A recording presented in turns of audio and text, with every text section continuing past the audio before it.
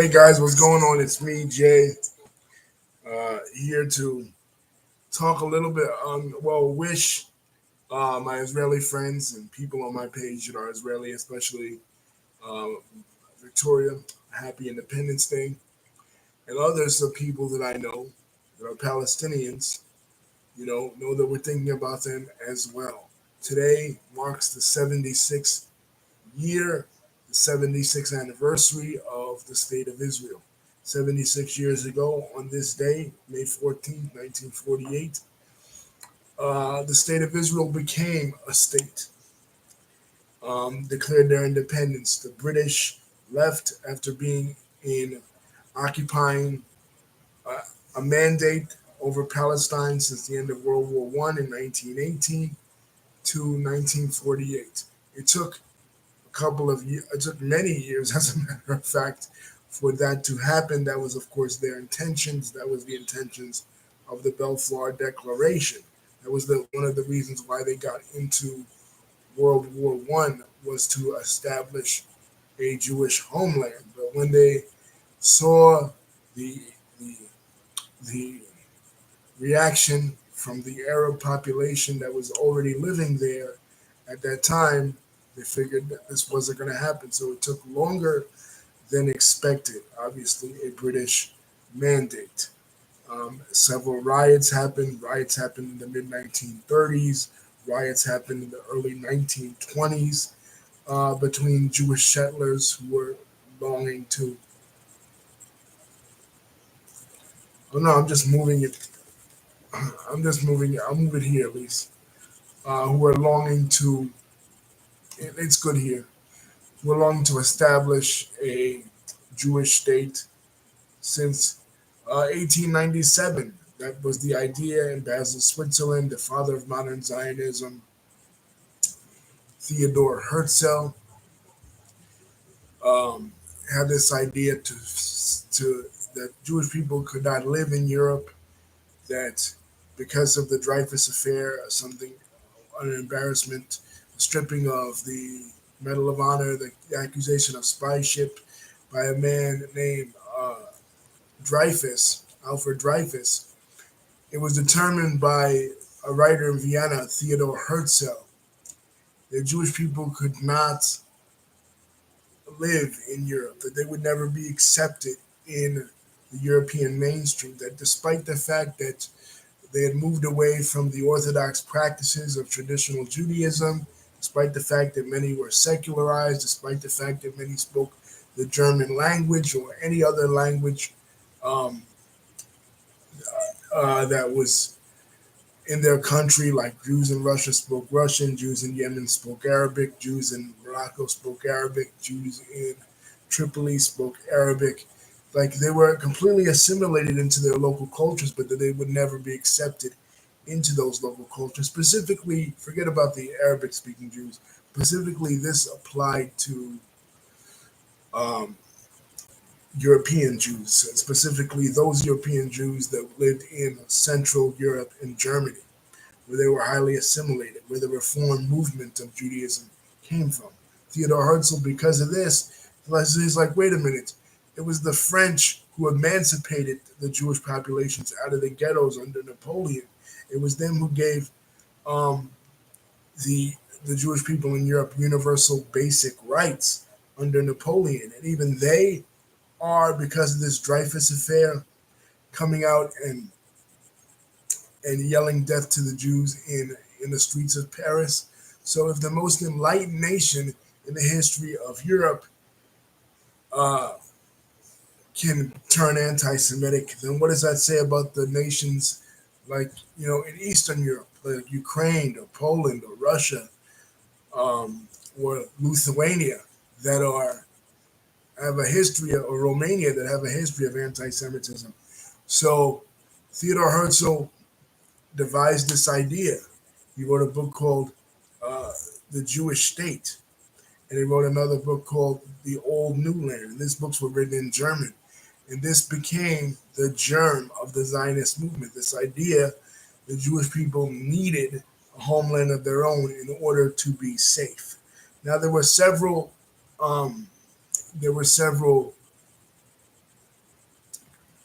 Other locations that were thought of besides Palestine, obviously, Palestine was the first choice because, well, in the Jewish religion and according to Jewish history and according to most secular histories, before 135 AD in the Second Jewish Revolt against the Romans, the Jews had lived there. They had two temples there. They had one built by Solomon and another built first by Nehemiah and Ezra, and then again by um, King Herod. The second temple had been destroyed in 70 AD in the revolt against the Romans, and then a second revolt called in history the Bar Kokhba revolt because a man named Simon Bar Kokhba led the revolt, resulting in them being exiled out of the country. Not only the temple was destroyed, but now they're exiled out of the country. So they had longed to, and it became part of their religious tradition that no matter where they went to in the world, every Passover they would say, "Next year in Jerusalem, next year in Jerusalem."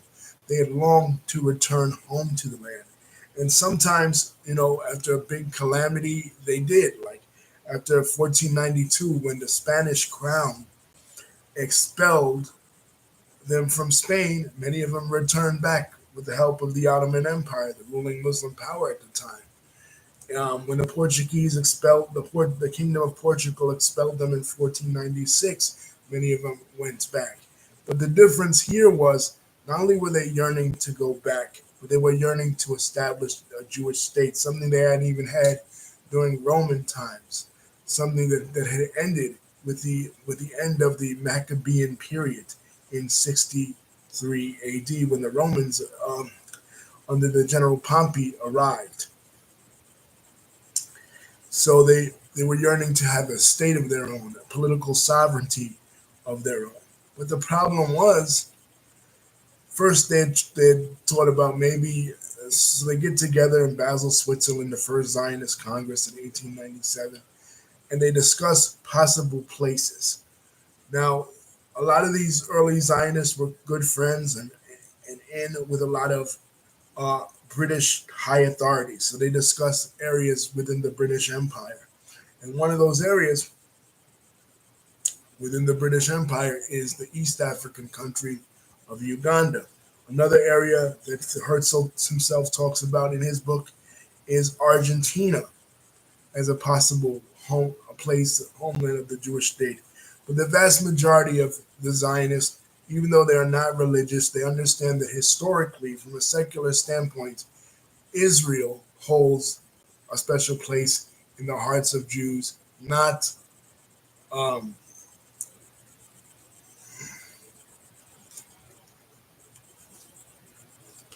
not Argentina or Uganda, no other place besides Israel. So they decide on Israel, and then over the next 40, 50 years, several waves, thanks to a lot of European anti Semitism, start coming to Israel and start settling in Israel with the building of a specific new city, a new spring, as it were, in the Hebrew language. Um, this, the main city of commerce, the main commercial city in modern day Israel today, Tel Aviv, in the founding of Tel Aviv in 1909. Eventually, uh, Edmund de Rothschild, who was a rich banker in Europe, a rich banker of Jewish descent, he sets up a settlement for them called uh, Return to Zion. Eventually, they recreate the Hebrew language because all these Jews, most of their lingua franca that they spoke throughout the common speak throughout most of the European countries was Yiddish. But they didn't want to be associated with Yiddish because to them, Yiddish was a ghetto language. Yiddish was associated with their diaspora. They wanted to remake their image. They wanted to connect to their biblical heritage. So this guy named Ezra Ben Yehuda, he basically takes Arabic words, he takes some Yiddish words, takes some German words. Because German was at that time the language of the intelligentsia among the Jewish people, because the highly educated Jews that come from the German speaking territories, not only in Germany itself, but in Austria too. So he recreates the Jewish language that way. Hebrew. He resurrects it. It's been a language of literature. It had been a language of prayer for Jews all around the world, obviously, but it never was a spoken language. He makes it into a spoken language. He creates Hebrew newspapers. They create the Histadrut, which is a Jewish workers program, because many of them were influenced by socialism in their countries. They um, they create kibbutz, the kibbutz movement, also influenced by socialism.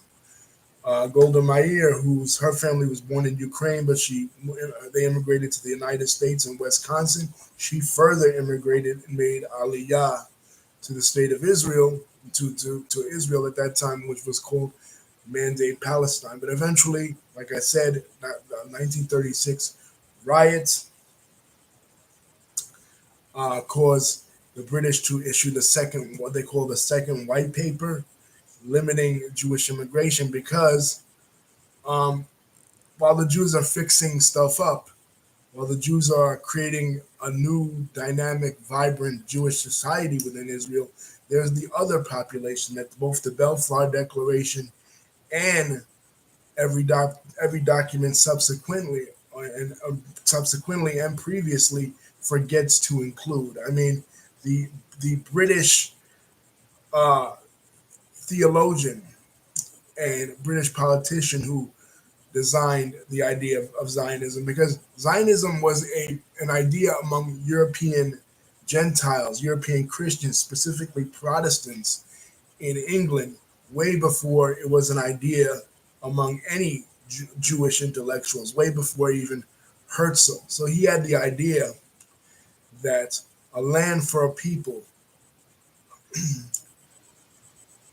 a, a, a land for a people, an empty land for people that don't have a land. Basically, that's me rephrasing it. A land for a people, for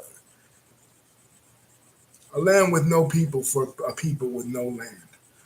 That was his phrase. And British British slash Israeli writer Israel Zangfeld rephrased that, but that wasn't the reality.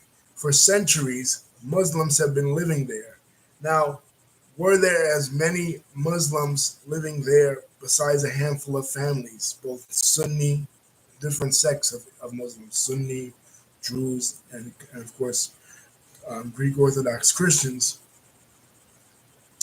There weren't as many Palestinians living there as there were in 1948 when the state was established, because they lived within the parameters of the Ottoman Empire. Some may have lived in Cairo, some may have lived in Alexandria, some may have lived in Amman, some may have lived in Beirut, some may have lived in Damascus. But whatever, they lived within that general region. And yes, when the settlers came in and they drained the swamps and they cured malaria and they fixed stuff up and they established, especially the city of Jaffa, the entry point in the Mediterranean Sea. Yes, many Arabs did uh, move from Egypt, especially, and from Syria and Lebanon in the north to Israel. But it wasn't a state yet. But still, it was an Arabic speaking country, and there were indigenous people there. Like the Zionists and some of the British, they made it out to be like there weren't any existing people there. And their birth rates go up because they have a higher fertility rate and a lower mortality rate, because the Jews are coming in and they're bringing all types of European technology, European advanced technology that people didn't have in the Middle East. Because remember, in the Ottoman zeal to to oppose Europeans, especially as they really start to lose in the 17th century, in the 16th century, they really start to lose ground, and the Ottoman Janissary Corps is no longer as effective, and they can't actually go into Eastern Europe and the gates of Vienna and try to overtake it. The Ottomans are no longer number one. They become the sick man of Europe. But partially why they became the sick man of Europe, the Ottomans, was because they they closed themselves off from European technology. When the printing press was invented in the 16th century, they refused to have it in their country. They refused to indulge in it. Only the Jewish community, only the small Jewish community within the Ottoman Empire had a printing press. Because they didn't see it as contradicting with their religion, but the Muslims, the ruling elite Muslims, did.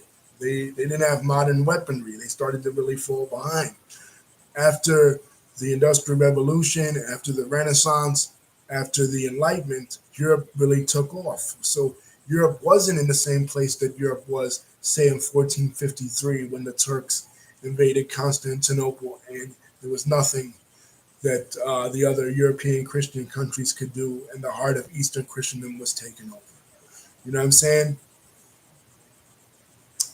Or uh, in 1517, for example, when the Ottomans took Jerusalem from the Mamluks, the Europeans weren't going to establish another crusade. They could care less about the Holy Land. This time they were going to use the Jews to overtake it. They weren't going to use themselves. They weren't going to try to establish Western Christian outposts in the Levant as they had, during the era of the Crusades,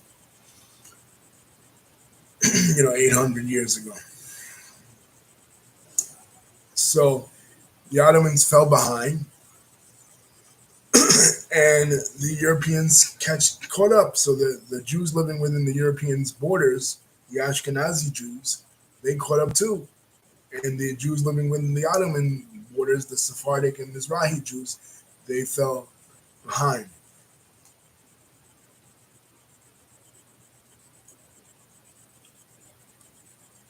So the Ottomans are the sick man of Europe by the time World War One comes around. World War One comes around, they're completely defeated, and the British, the French, and it was supposed to be the Russians, but had not Russia gone through its own revolution with the Bolsheviks taking over in 1917, the Russians were supposed to take Armenia and Turkey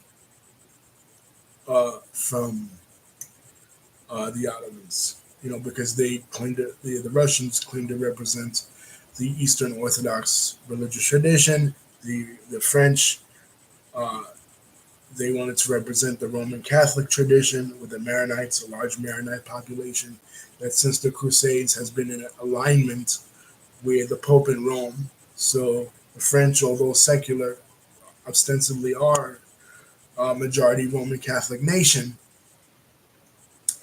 So they want to take control of Syria, northern Syria, and create a state for the Lebanese. And the Jews wanted to do the exact same thing the British wanted to do the exact same things for the Jews because as Protestants, uh, there's this concept in Protestantism called sola scriptura. And readers of Protestantism and practitioners of the Protestant denomination in Christianity often see themselves as ideologically in line with the biblical Jews. So you see a lot of this language uh, in the Pilgrims. As the Pilgrims in 1620, they're coming from England. First, they're coming from England, and then from England they go to the Netherlands, and then they're coming to the Massachusetts colony. They're talking about the Massachusetts colony as like it's the New Jerusalem, as like for example, their leaders are like Moses, Joshua, and Aaron, and and they're like the Israelites. In fact, when the Mayflower Compact was signed, it was discussed which language should be used. Obviously, they were angry with the British monarch. They wanted to distance themselves from the British monarch. So maybe they wanted to distance themselves from uh, British culture altogether. So they wanted to use another language, Biblical Hebrew. The Pilgrims talked about possibly using Biblical Hebrew in New England. Now, how that would have affected the United States eventually, I don't know because Obviously, later on, other regimes, the British Crown did incorporate the Massachusetts Bay Colony into its orbit. And of course, the British Crown uses English as its language of communication, at least since the Hundred Years' War. uh, but anyway, I'm getting way off topic here. But um,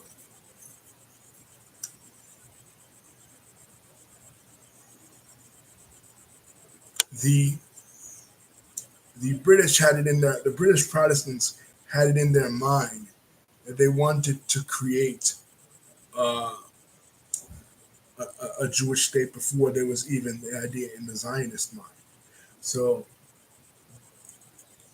but as they saw the reality on the ground that the Arabs were not going to leave and that the Arab population was growing and growing and growing, it stalled them off a lot. And like I said, in 1936, they issued a white paper. So by the time the Holocaust comes around and Adolf Hitler comes to power in um, in Germany as its chancellor, and he carries out his diabolical plan, it's too late.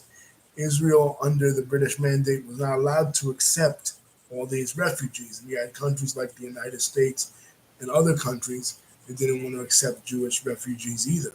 So there was really no place for them to go. But after it happens, the United Nations is established. The Charter for Human Rights is established.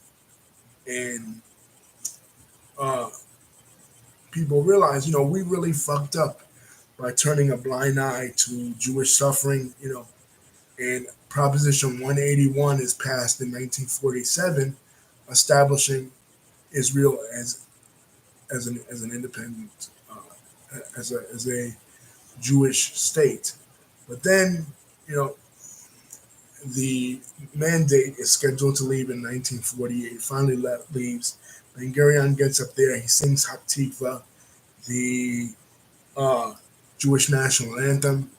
But within a matter of mere minutes, 5 Arab countries come to invade Israel, and that's what we have, the Arab-Israeli War of 1948. And the result that came from it, the Nakba. The Nakba, from the Palestinian point of view, the Nakba is the greatest disaster to ever have befallen.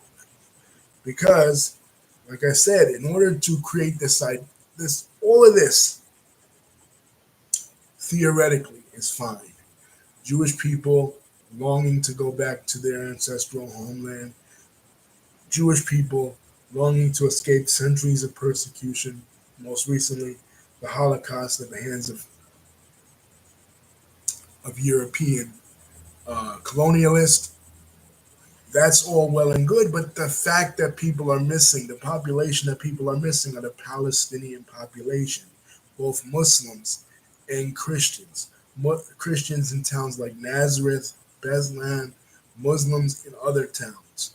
You had your Muslim quarter in Jerusalem, you had your Muslim quarter, you had your Christian quarter, you had your Jewish quarter, and you had your Armenian quarter. So they're not taking into account the Palestinian population at that time, just called the Arab population, because that's what a lot of Israeli politicians, especially from back in the day, would say. Well, there is, or even today, you'll hear Israeli right wingers say, well, there never was a Palestine, because they didn't refer to themselves as Palestinians. They referred to themselves first as Southern Syrians, then they referred to themselves later as Arabs, just part of the larger Arab world, like especially when you had like Gamal Abdel Nasser in the 50s. He starts the non-alignment movement of nations not aligned with the United States or the Soviet Union during the Cold War, getting help from both of them. And he has this idea to create a united Arab republic because he's motivated by Baathism, which is the idea of pan-Arab nationalism. So they were calling themselves just Arabs at one point, and then in 1967, after the Six-Day War, then the the idea of Palestine, comes into vogue. You know what I mean? Like the idea that they are separate people apart from the rest of the Arabs of the Eastern Mediterranean comes into vogue. But that's not necessarily true.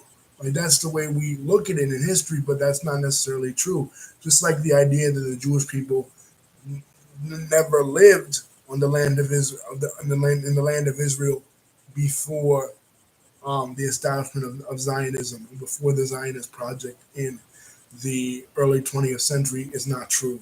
There's always been Jews living there, and Palestinians have always saw themselves as a distinct people, especially with the rise of, like I said, Arab nationalism within the Arab world and the creation of the Arab League. You know, they always there were Husseinis, Nashashibis, other Tukans, other long-standing Palestinian families that have lived in the country forever, and they were forced out. You know, they were sometimes killed, sometimes eradicated, and this created for them their Nakba, their longing to return home. Some even kept the keys to their homes in places that they had lived. And they're not allowed to return. They haven't been allowed to return for the last 76 years. And of course,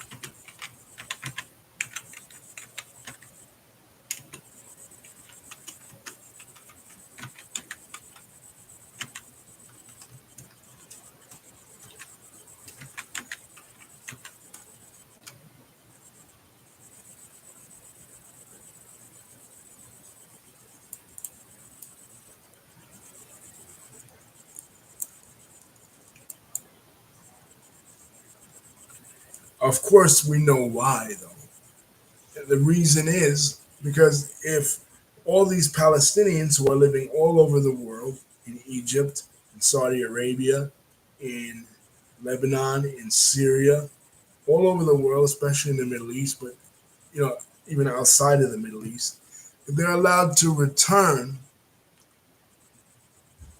then that would shift the balance of power in demographics from Jewish, Jewish, what it is currently now, in the Lion State of Israel, to Arab. So they can't allow them to return. They have the longest standing refugee status in the history of the world. And we know since October 7th, 2023, that this whole Gaza situation has been going on, and that Israel has been uh, bombarding Hamas, trying to not just destroy Hamas, but to destroy Gaza and to retake control of Gaza, because when they pull out of Gaza unilaterally in 2005, because here's what happens after 1948. They declare war of independence. They win the battles against the Arabs. Then in 1956, Gamal Abdel Nasser, who I mentioned before, was the president of Egypt at the time, he and Hafez al-Assad, the father of Bashir al-Assad, the current leader of Syria, they take on what they call the tripartite aggression. The British, the French, and the Israelis try to keep control of the Suez Canal, because when Britain left in 1952 and they declared um, Egypt as an independent nation, they allowed the Egyptians to. I mean, they did not allow the Egyptians to keep the Suez Canal. It was sponsored with British money. It was built by the French initially, and of course the Israelis. It's on their border, so they want a piece of it too. Uh, he he being Nasser, he takes it back, and it's considered as a victory for the Arab cause. So they feel emboldened, And then in 1967, before they could be attacked again, the Israelis launched what they call the Six-Day War. And in 6 days, they defeat all the Arab armies. They take control of the West Bank from Jordan, and they take control of the Gaza Strip from Egypt, and they take control of the Golan Heights from Syria. So now they have all this territory. And of course, the West Bank, what the Israelis call Judea and Samaria, that is biblically important to the Jewish people that holds the old city of Jerusalem, that holds Hebron, that holds Nakba, Hebron, which the Jewish people call Shechem, which is important in the Jewish Bible as the place where Jacob, the forefather of the Jewish people, wrestled with the angel. um, these are important towns for Jewish people, Hebron and Jerusalem especially. Gaza really isn't, so they don't really care about Gaza, but they hold on to it for security reasons up until 2005. And they figure, okay, on a concession for peace, we'll give back Gaza to the Palestinian Authority, no longer to Egypt like it was before, but to the Palestinian Authority. Well, what happens? The Palestinian Authority, who the Israelis have a deal with, they've had it ever since Oslo in 1993, they get out of power and Hamas takes over. Now, an interesting thing about Hamas was established during the First Intifada, which was an uprising of the Palestinian people in the Palestinian territories of Gaza and the West Bank from 1987 to 1993 against Israeli rule there. Now,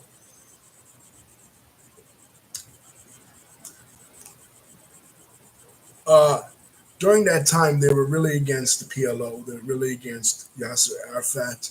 They felt him to be a nuisance. They felt him to be as a purveyor of terrorism. Right, he died in 2004. They felt him to be a purveyor of terrorism. They felt him to be the terrorist captain because he had uh, the PLO was one of those organizations like the PFLP and like other organizations that had carried out terrorist attacks. For example, Munich in the '72 Olympics, taking Israeli in Munich, Germany, taking Israeli hostages, hostage, hostages, right? So they felt the PLO was a terrorist organization, and the Israelis have always had the idea that they don't negotiate with terrorists. They say so. They felt if they could move away from the secular socialist um, USS, USSR aligned ideology of Yasser Arafat and Fatah, the PLO, and move towards a more religious base and use a religious leader. So they get this man, Ahmed Yassin, who is a wheelchair bound clerk, a wheelchair bound sheikh, Islamic sheikh, and he founds Hamas. So they help, actually, as the Israelis, much like the Americans, help found ISIS in their attempts to combat uh, partisans of Assad in Syria and Shia partisans in Iraq during the Iraq War. Just the Israelis do the exact same thing. They inadvertently found Hamas. Uh, and then in 2006, Hamas gains power in Gaza and they get rid of the PLO. And been that way ever since. And there's been attacks on Gaza like Operation Protective, uh, Operation Cast Lead in 2009, Operation Protective Edge in 2014, trying to bomb Gaza out. And now they discovered that there might be oil deposits near Gaza, which, if the Israelis feel like they could get their hands on oil deposits, of course, that will make them a powerhouse in the Middle East with the ability to compete with oil-rich nations like the Gulf nations, like Saudi Arabia, Kuwait, Bahrain, Oman, and, of course, the one that's their ideological enemy, the Iranians. But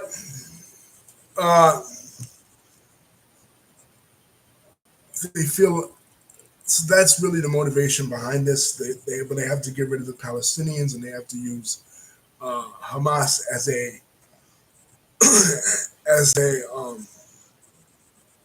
Cassius Belli. Remember, I talked about that word Cassius Belli, that you need a reason to go to war, you need a pretext to go to war. The Romans were always finding one, especially as it relates to the ruling power in antiquity in North Africa, modern day Tunisia, the Carthaginians, who were their main enemies and adversaries throughout most of their early history during the Republic days before 44 BC. Rome's main adversary was always Carthage. Ironically enough, though,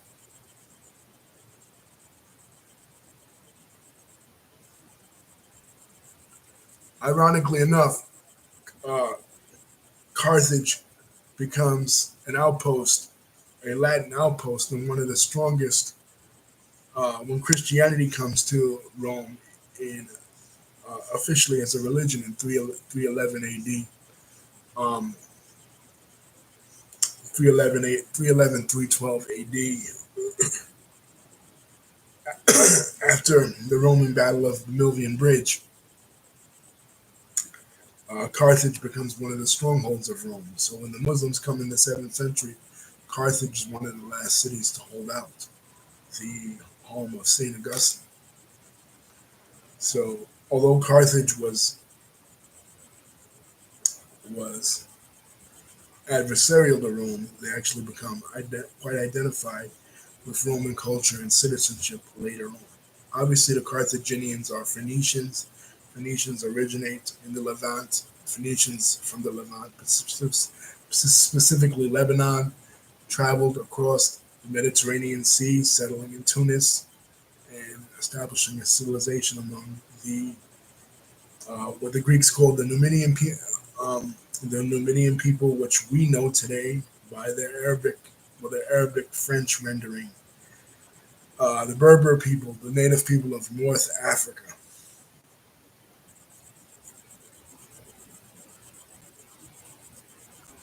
But anyway, that's my rant for today about Israeli independence and how it's kind of a duplicitous. It's interesting when it comes to these contentious political figures or these contentious times in history. Like for example, the Turkish reaction to what they call the Armenian genocide. I talked about it on my Facebook a couple of a couple of weeks ago when it actually occurred. The Turks look at it like, well, the Armenians were spies. They're working for the Russians during World War One. So we had to do what we had to do with them. And the Turkish people, both Turks in Turkey and Turks outside of Turkey, like the Turkish Cypriots, they look at it as this business as usual, as it were. But to the Armenians, this is the most catastrophic event that happened in their history that dispersed the Armenians to the United States, throughout the Middle East, everywhere.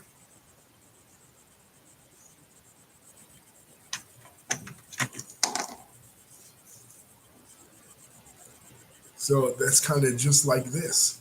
I mean, this is the this is the culmination of years and years of longing from the Jewish people that they'll finally establish and have a state of their own.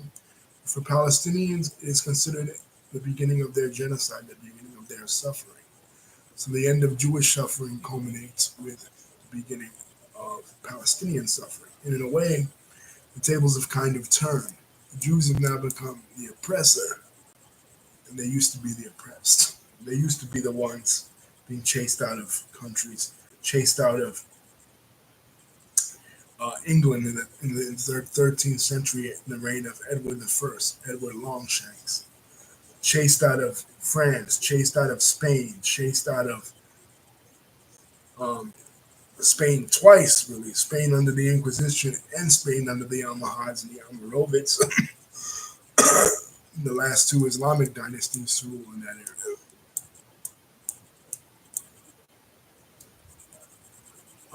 So that's all I got to say about that, guys. Love you, peace. Don't forget to like, comment, and subscribe. And thank you, Lisa, for contributing. Light wasn't really bothering me, but Um, Thank you for being concerned.